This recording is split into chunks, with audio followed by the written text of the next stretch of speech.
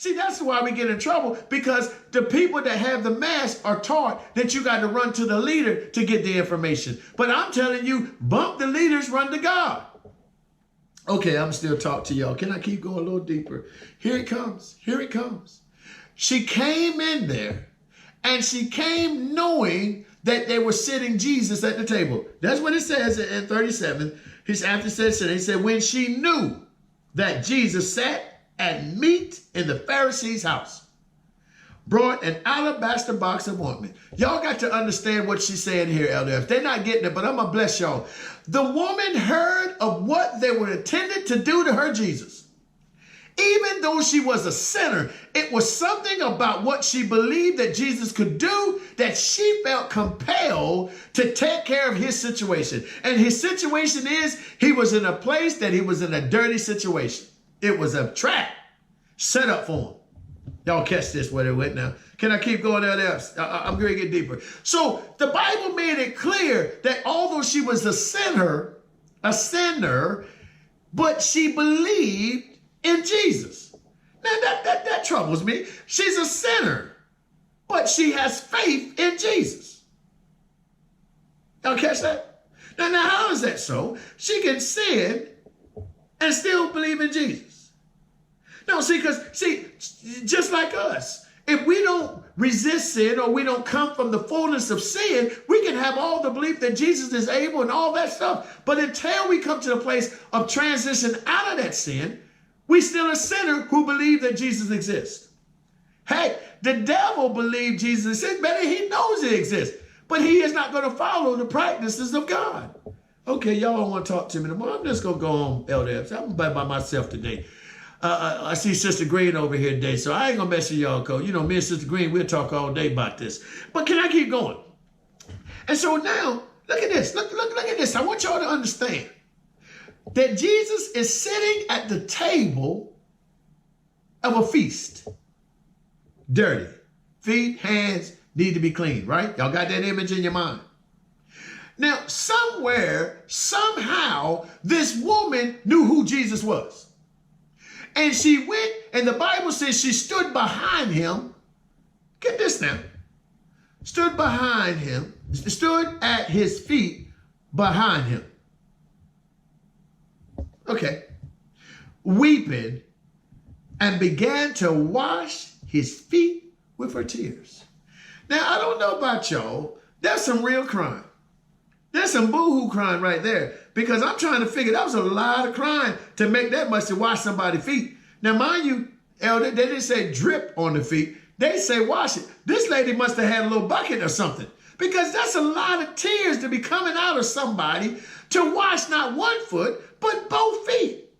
Anybody saying this but me? I believe that's a miracle right there, that she can cry that much and feel and wash somebody's feet. Now, I don't know what size feet Jesus had, but I think it's enough that if my baby, I can't cry that much to wipe her feet. And she got some small feet.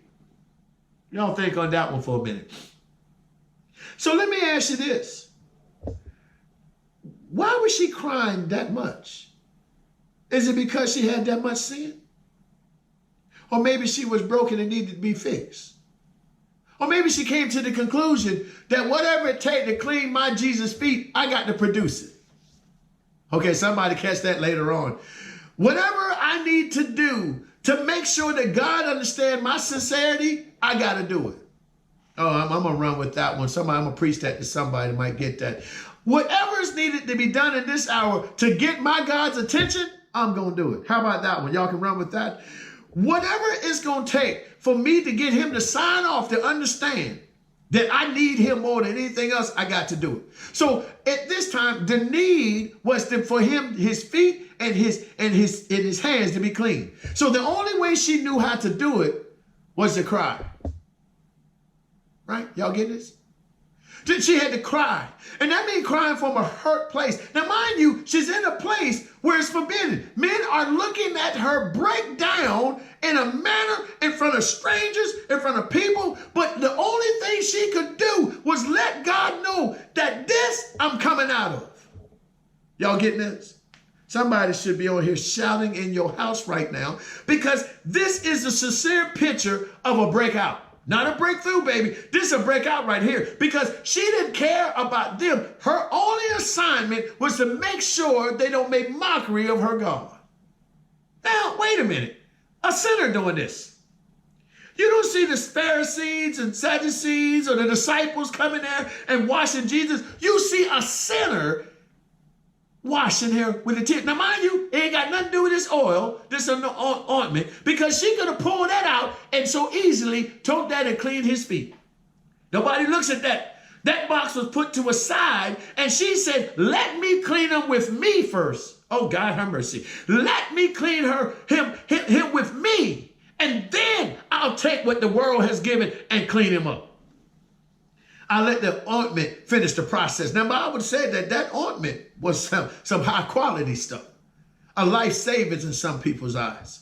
This was the best of the best because if you go back to Matthew and Mark, they talk about this was a yearly wage. Why would she waste that type of oil on him? Oh, let me pull back. I'm going ahead of myself. I want y'all to understand this story. Listen to this now.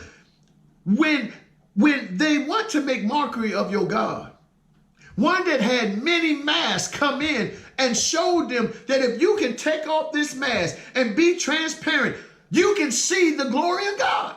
You can really see God move if you're able to detach from what the world expects you to be or what the world has labeled you to be, and you can accept that the God that you serve is able to forgive you, then why wear the mask? Why put the mask on?